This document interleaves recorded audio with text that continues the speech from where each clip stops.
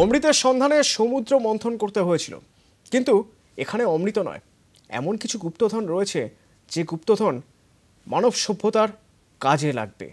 আর সেই গুপ্তধনের জন্যই নতুন করে সমুদ্রের তলা থেকে আবার খুঁড়ে আনতে হবে অনেক জিনিসপত্র। কাজটা দুরূহ, কিন্তু সেই কাজটাই করতে চাইছে জিএসআই, কারণ সমুদ্রের তলায় বহুমূল্য গুপ্তধন রয়েছে। কি এই গুপ্তধন? দুষ্প্রাপ্য ধাতু, খনিজ পদার্থ, শক্তি সম্পদ উৎপাদনের প্রয়োজনীয় জীবাশ্ম কি নেই সেখানে? জিওলজিক্যাল সার্ভে অফ ইন্ডিয়ার গবেষণায় খোঁজ মিলছে যে ভারত মহাসাগর এবং বঙ্গোপসাগরের তলায় এরকম গুপ্তধনই লুকিয়ে রয়েছে। রয়েছে ফসফেট, হাইড্রোকার্বন, নুন এবং সৈন্ধব লবণ মিশ্রিত খনিজ পদার্থ। জ্বালানি উপাদানের ক্ষেত্রে উপযোগী জীবাশ্ম, তার প্রমাণও মিলেছে। তা নিয়েই আমাদের এই বিশেষ প্রতিবেদন এবং এই অনুষ্ঠান। আমাদের সঙ্গে যারা রয়েছেন তাদের সঙ্গে আলাপ করাবো, তবে তার আগে জিওলজিক্যাল সার্ভে অফ ইন্ডিয়ার কি দাবি আমরা একবার দেখে নেব। সমুদ্রের তলায় কুবেরের সম্পদ, টাকা সোনা নয়, তার চেয়েও দামি কিছু, টাকা দিয়েও যা মেলে না। ভারত মহাসাগর ও বঙ্গোপসাগরের তলায় তেমনই সম্পদের খোঁজ মিলল। ফসফেট, হাইড্রোকার্বন, নুন ও সৈন্ধব লবণ মিশ্রিত খনিজ পদার্থের অতুল ভাণ্ডার। কি নেই তাতে? সমুদ্রের তলায় এমন সম্পদের খোঁজে গবেষণা চালাচ্ছিল জিওলজিক্যাল সার্ভে অফ ইন্ডিয়া। গত 3 বছরে 3টি জাহাজে এই পরীক্ষা চালায় জিওলজিক্যাল সার্ভে অফ ইন্ডিয়া। 109 জন বিজ্ঞানী ও বিশেষজ্ঞ কমিটির গবেষণা। 1,82,000 স্কোয়ার কিলোমিটার এলাকায় বেশিরভাগ খনিজের উপস্থিতি। 2011 থেকে শুরু হয় অভিযানের পরিকল্পনা। 30 মাস ধরে ভারতীয় সমুদ্র সীমা উপকূলে গভীরে ঢোকানো হয় NX3 3D drilling camera. Bharat মহাসাগর ও বঙ্গোপসাগরের 2.67 লক্ষ স্কোয়ার কিলোমিটার এলাকায় ম্যাঙ্গালোর, চেন্নাই, মান্নার, আন্দামান ও নিকোবর দ্বীপপুঞ্জ ও লাক্ষাদ্বীপের সমুদ্রতলেই রয়েছে বেশিরভাগ খনিজ। মান্নার বেসিন, তামিলনাড়ু ও দক্ষিণ উপকূল, আন্দামান ও লাক্ষাদ্বীপে অভিযান। গবেষণার ফল বলছে সমুদ্রে সঞ্চিত আগামী 100 বছরের জন্য প্রয়োজনীয় খনিজ ও শক্তি সম্পদ। ভারত মহাসাগর ও বঙ্গোপসাগরের গভীরে বহুমূল্য ধাতু ও খনিজ দ্রব্যের সম্ভার। সমুদ্রের তলায় এত খনিজের খোঁজ পাওয়ার নজির নেই। বহু বিরল ধাতু ও খনিজ পদার্থের খোঁজও মিলেছে। এখনো পর্যন্ত খোঁজ মেলা খনিজ সম্পদের থেকেও এর পরিমাণ বেশি। ফসফেট, হাইড্রোকার্বন, নুন ও সৈন্ধব লবণ মিশ্রিত খনিজ পদার্থের পরিমাণই বেশি। খনিজ উত্তোলনের সম্ভাবনা খতিয়ে দেখতে 2019-এর শুরুতেই অভিযান। তৈরি হচ্ছে 3টি বিশেষ ধরনের ডিপসি ভেসেল। সমুদ্রের 200 কিলোমিটার পর্যন্ত নিচে স্পষ্ট ছবি তুলতে পারে এমন ক্যামেরা নিয়েই হবে অভিযান। Bureau report, ETV news Bangla. সেই অভিযান শুরু হতে এখনো দেরি রয়েছে, তবে তার আগে কিসের জন্য অভিযান আর কোথায় বা এই অভিযান চালানো হবে সে বিষয়ে একটা সম্যক ধারণা পাওয়ার চেষ্টা করব আগামী আধ ঘন্টায়। আমাদের সঙ্গে এই মুহূর্তে রয়েছেন অধ্যাপক, রসায়নের অধ্যাপক দেবাশিস দাস রয়েছেন জিওলজির অধ্যাপক সুবীর মুখোপাধ্যায়। সুবীরবাবুর কাছে প্রথমে জেনে নিতে চাইব, সুবীরবাবু, কোন জায়গায় এই গুপ্তধনের সন্ধান পাওয়া গিয়েছে? গুপ্তধন কেন বলা হচ্ছে, আর কিভাবেই বা এই এতদিন ধরে অভিযান চালানো হয়েছে? গুপ্তধন শব্দটার মধ্যে আমার একটু আপত্তি আছে। গুপ্তধন তো লুকিয়ে রাখা, এটা তো নেচার কারুর থেকে লুকিয়ে রাখেনি। গুপ্ত রয়েছে আমাদের চোখের আড়ালে, রয়েছে, কিন্তু নেচার কারুর থেকে কিন্তু লুকিয়ে রাখেনি। অন দ্য আদার হ্যান্ড আমরা খুঁজতে ব্যর্থ হয়েছি। আমরা এতদিন ধরে কিন্তু খুঁজে বার করতে পারিনি। যদিও এই যে স্টেটমেন্টটা দেওয়া হচ্ছে গত 3 বছরের, এই 3 বছর নয়, এটা কিন্তু শুরু হয়েছিল প্রথম অ্যান্টার্কটিক অভিযান যখন শুরু করে ভারত সরকার, তখন থেকে 1981-82 এই সময় থেকেই শুরু হয়েছিল। এবং এটার লিডিং পার্ট নিয়েছিল department of ocean development, government of India. Practically সেই সময় ডিপসি মেরিন অ্যান্ড মাইনিং এই প্রজেক্টটা নেওয়া হয়, MMDP বা এই ধরনের কোনো একটা নাম নিয়ে। এবং সেই অর্থে সেই সময় থেকেই NIO এটার খোঁজ করে যাচ্ছে। হ্যাঁ, এরকম হতেই পারে যে এই জিএসআই যে কাজটা করেছে, আমি জানি না, কারণ এগুলোর ডেটাগুলো ক্লাসিফাইড ডেটা হওয়া সম্ভব।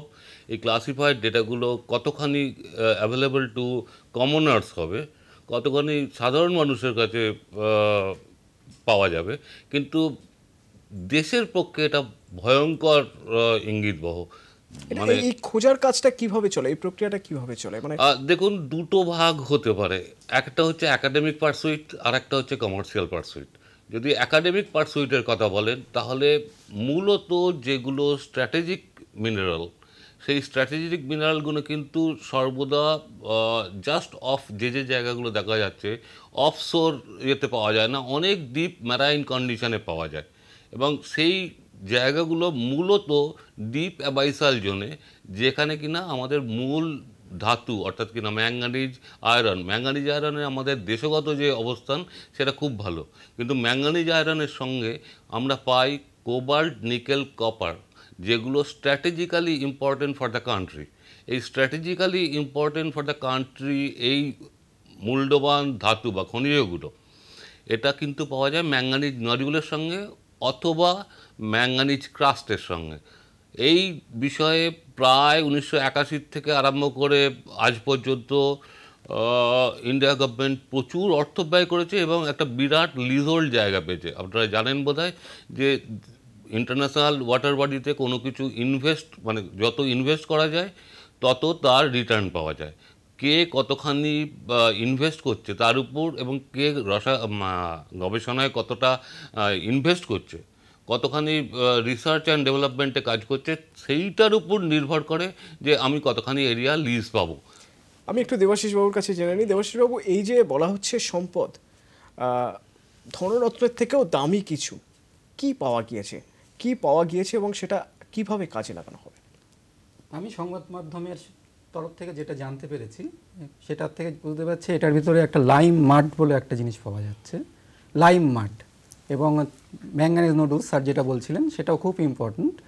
এবং আমার মূল বক্তব্য এখানে এটা একটা সত্যি একটা খুব গুরুত্বপূর্ণ আবিষ্কার, কারণ আমরা সবসময় এখন অল্টারনেটিভ সোর্স অফ এনার্জি নিয়ে খুব ব্যস্ত, সেই সঙ্গে যদি অল্টারনেটিভ সোর্স অফ মিনারেলস পাই তারই বোধহয় একটা সূত্রপাত হতে চলেছে এই আবিষ্কার। কিন্তু সেই ক্ষেত্রে আমার বক্তব্যটা এটা কতটা মানবজাতির স্বার্থে নিয়ে আসা যাবে বা আমাদের দেশের স্বার্থে নিয়ে আসা যাবে সেটা এখনো অনেক সময় সাপেক্ষ ব্যাপার। একদম। প্রথমত যে ম্যাঙ্গানিজ নুডলস সেটা ভীষণ ইম্পর্ট্যান্ট এই কারণে আমাদের দেশে ম্যাঙ্গানিজের যে ভান্ডার আছে সেটা খুব কম, অধিকাংশ ক্ষেত্রেই খুব উচ্চমানের ম্যাঙ্গানিজ আমরা বাইরে থেকে রপ্তানি করতে হয়, আমদানি করতে হয়। ফলে সেই আমদানি করার ক্ষেত্রে যদি আমরা গুপ্তধন থেকে আমরা সত্যিকারের ম্যাঙ্গানিজ খুব হাই কোয়ালিটি পাই তাহলে অবশ্যই সেটা আমাদের দেশের পক্ষে খুব একটা উল্লেখযোগ্য বিষয় দৃষ্টান্ত হবে। এছাড়া এই সঙ্গে সঙ্গে যে মেটালগুলোর কথা বলা হচ্ছে, নিকেল, কোবাল্ট, আরও অন্যান্য ইম্পর্টেন্ট মেটালস, সেগুলো অত্যন্ত জরুরি আমাদের মানব সভ্যতার উন্নতির কাজে, কারণ সেগুলো ক্যাটালিস্ট হিসেবে ভীষণভাবে ইউজ হয়। ম্যাঙ্গানিজের সঙ্গে সঙ্গে আমরা আর একটা জিনিস পাচ্ছি, এটা লাইম মাড, সেটার একটা খুব বড় অ্যাপ্লিকেশন হচ্ছে ট্রান্স এস্টেরিফিকেশানে, একটা হেটেরোজিনিয়াস ক্যাটালিস্ট হিসেবে। এবং হেটেরোজিনিয়াস ক্যাটালিস্ট খুব ইম্পর্ট্যান্ট এই কারণে সেই ক্ষেত্রে আমাদের প্রোডাক্ট এবং রিঅ্যাক্ট্যান্ট এদেরকে সেপারেট করার ক্ষেত্রে খুব সহজেই করা যায়। দেবাশিসবাবু, ঠিক কোন জায়গায় কতটা খনিজ রয়েছে বা কোন জায়গায় যদি ম্যাঙ্গানিজের কথাই বলেন কোথায় বেশি ম্যাঙ্গানিজ রয়েছে, এটা কিভাবে নজরে আনা যায় বা এটা কিভাবে জানা যায়? এই ক্ষেত্রে আমার যা কেমিস্ট্রির যে ধারণার থেকে আমি বলতে পারি যে এখানে মিনারেলস এবং ওটস বলে দুটো শব্দ আমাদের কেমিস্ট্রিতে আছে। একটা মিনারেলস, এটাকে এখন মিনারেলস হিসেবে আমি ট্রিট করব, কারণ এখানে কিছুটা পরিমাণ ম্যাঙ্গানিজ পাওয়া যাচ্ছে, কিন্তু কনসেন্ট্রেশন যদি ইকোনমিক্যালি ভায়াবল না হয় তাহলে আমি ওটা ওর বলবো না। সেই ক্ষেত্রে কিন্তু আকরিক, হ্যাঁ এটা আকরিক, হ্যাঁ আকরিক বলবো না, কিন্তু আকরিক না হলে আমার কিন্তু ভায়াবিলিটি নেই। সুতরাং এটা মিনারেল, সেটা আবিষ্কারটা একটা জাস্ট একটা ইম্পর্টেন্ট অবজারভেশন মাত্র। আকরিক না হলে সেটা আমরা কাজে লাগাতে পারছি না, কিন্তু গুরুত্ব থাকছে না, কারণ তার থেকে এক্সট্রাক্ট করে আমি মেটালটাকে বের করে আনতে হলে কমার্শিয়ালি ভায়াবল হতে হবে। কারণ এটা প্রথম চ্যালেঞ্জ হচ্ছে ডিপ সিতে আছে, তার থেকে তুলে আনার জন্য অনেক আমার টাকা পয়সা লাগবে। সেকেন্ড হচ্ছে সেটাকে কতটা কনসেন্ট্রেটেড আছে ম্যাঙ্গানিজ। দেবাশিসবাবু আরেকটা জায়গা আছে, সরি অতনু, প্লিজ, হ্যাঁ, ব্যাপারটা হচ্ছে এনভায়রনমেন্টাল কন্ট্রোল। অবশ্যই এই জায়গাটা সুবীরবাবু, এই জায়গাটায় আসবো একবার। একটা ছোট্ট বিরতির পর এই জায়গাটা শুনতে চাইবো যে যা পাওয়া গিয়েছে সেই ধনরাশি কিভাবে কাজে লাগানো যায়, আদৌ কতটা কাজে লাগানো সম্ভব, এবং কাজে লাগানোর জন্য আগে তো সেখান থেকে তুলে আনতে হবে, সেটাই বা কিভাবে তুলে আনা যায়, এবং জিওলজিক্যাল সার্ভে অফ ইন্ডিয়া এই প্রসঙ্গে কি বলছে শুনবো একটা বিরতির পর।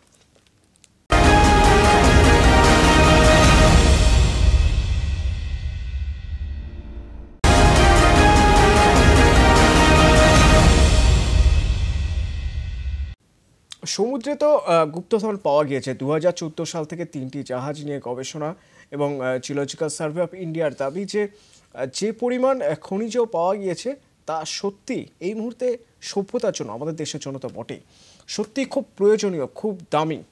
কিন্তু তা কিভাবে নিয়ে আসা হবে, এর পরবর্তী পরিকল্পনা কি? জিএসআই অর্থাৎ জিওলজিক্যাল সার্ভে অফ ইন্ডিয়ার জেনারেল ডিরেক্টর তিনি কি বলছেন এর প্রসঙ্গে, এম রাজু, একবার শুনবো। कोई भी रिजर्व एस्टिमेट करने के लिए सब सरफेस में भी डेप्थ में भी करना है, तो उसके लिए ड्रिलिंग का ज़रूरत है।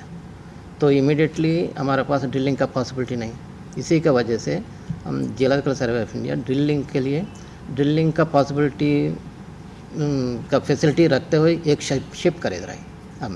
तो एक शिप का ऑलरेडी हम आर्डर प्लेस किया था, जिसका इसको ड्रिलिंग का पॉसिबिलिटी, ड्रिलिंग का फैसिलिटी है उसमें। ড্রিলিং ফেসিলিটি আছে এরকম একটি জাহাজ পাঠানোর কথা ভাবনা চিন্তা হচ্ছে। 2019 থেকে নতুন পরিকল্পনা বা প্রকল্প শুরু হবে। আমি এরই মাঝে একবার সুবীরবাবুর কাছে জেনে নিই। সুবীরবাবু, এই প্রচুর আকরিক বা প্রচুর খনিজ যা পাওয়া যাক না কেন, তা উত্তোলন কিভাবে হবে? অতগুলো জিনিস বলতে হবে। এক নম্বর হচ্ছে যে এটা তৈরি হচ্ছে কিভাবে। বেশ, তৈরি হওয়ার ব্যাপারে কতগুলো অসুবিধাজনক ব্যাপার আছে। ম্যাঙ্গানিজের কথা যদি বলা হয়, ম্যাঙ্গানিজ বা ট্রানজিশনাল এলিমেন্ট গ্রুপ যে কটা রয়েছে, আমার পাশে কেমিস্ট্রির অধ্যাপক রয়েছেন, তিনি আরও ভালো বলতে পারবেন যে এরা তৈরি হচ্ছে ম্যাঙ্গানিজ ইন জেনারেল সালফিডিক কোনো ম্যাঙ্গানিজ সালফাইড খুব কম পাওয়া যায় না বললেই চলে। ম্যাঙ্গানিজের যে কটা আকরিক অর্থে পাওয়া যায় সেটা হচ্ছে ম্যাঙ্গানিজ অক্সাইড। এই ম্যাঙ্গানিজ অক্সাইড তৈরি করতে হলে কিন্তু একটা হায়ার অক্সিডেশন পোটেনশিয়াল দরকার বা অক্সিজেন সাপ্লাই দরকার। সেটা ডিপ মেরিন কন্ডিশনে হওয়াটা আরও অসুবিধাজনক, কারণ পুরো উপরে একটা ওয়াটার কলাম ধরে বায়োজেনিক একটা ইনপুট রয়েছে। ন্যাচারালি এই বায়োজেনিক ইনপুটগুলো এটাকে অ্যাসিডিক করে দিচ্ছে, কারণ ডিগ্রেডেশনের ফলে একটা অ্যাসিডিক তৈরি হচ্ছে, অ্যাসিডিক মিডিয়াম তৈরি হচ্ছে। কিন্তু অ্যান্টার্কটিক বটম ওয়াটার কারেন্ট এবং NADW, north Atlantic deep water current, এই দুটো আমায় অক্সিজেন সাপ্লাই দিচ্ছে ফ্রম পোলার রিজিয়ন। ন্যাচারালি এই দুটো কারেন্ট তার ক্যারেক্টারিস্টিকগতভাবে এটা হাই ডেন্সিটি কারেন্ট, এটা প্রচুর পরিমাণে অক্সিজেন আনে। তার ফলে just at the interface of sediment and water in the deep oceanic condition, সেটা ম্যাঙ্গানিজ যেগুলো থাকছে সেই সি ওয়াটারের মধ্যে, সেটাকে ম্যাঙ্গানিজ অক্সাইড তৈরি করে দিচ্ছে। তাহলে উপায় দেখুন, 3 বছর বা 4 বছর, আপনারা 2014 থেকে যেটা বলছেন, 2014 থেকে তো জিএসআই করছে, তারও আগে ফ্রান্স, আমেরিকা এবং 1981 থেকে ইন্ডিয়াও এই পথে চলছে। এখনও পর্যন্ত কিন্তু কতগুলো মেটালিফেরাস সেডিমেন্ট ফ্রেঞ্চ কোম্পানিগুলো তুলতে পেরেছে রেড সি থেকে, তাছাড়া কিন্তু এখনও পর্যন্ত কেউ তুলতে পারেনি, কারণ এটা ইন্টারন্যাশনাল ওয়াটার বডি। ন্যাচারালি আমি আমার এক্সপ্লয়টেশনের জন্য টোটাল পলিউশন ঘটাবো পুরো ইন্টারন্যাশনাল ওয়াটার বডিতে, এটা কিন্তু খুব একটা সহজ ব্যাপার না। অন্য দেশগুলো সঙ্গে সঙ্গে কিন্তু আপত্তি জানাতে আরম্ভ করবে, এবং ইন্টারন্যাশনাল সিবেড অথরিটি এই ব্যাপারটায় কিন্তু তক্ষুনি নাক গলিয়ে বলবে স্টপ দিস বিজনেস। সুতরাং it's a matter of time, it's a matter of what I should say compliment. অর্থাৎ সুবীরবাবু, যদি এই উত্তোলনের ব্যবস্থা করতে হয় তাহলে একটা পরিমাণে দূষণ হবে, যে দূষণটা আটকানোর কোনো উপায় নেই। কি পদ্ধতিতে বা কিভাবে এই উত্তোলনটা সম্ভব হয়? এটা টেকনোলজির উপর নির্ভর করতেই হবে, কত শান্তভাবে, কত আনচার্নড অবস্থায় ওটাকে তুলে নেওয়া যায়। এরকম ম্যাগনেটিক কোনো যদি অবস্থা করা যায়, কারণ ম্যাঙ্গানিজ শুধু তো একা থাকে না, ওর সঙ্গে আয়রন থাকে। সেই ম্যাঙ্গানিজটাকে তুলতে গিয়ে যদি ওর আয়রনটার সাহায্য নেওয়া হয়, আয়রন ম্যাঙ্গানিজকে যদি কোনোভাবে ম্যাগনেটিক এফেক্টে তুলে নেওয়া যায়, কিন্তু তাও একটা বায়োটারবেশন হবেই।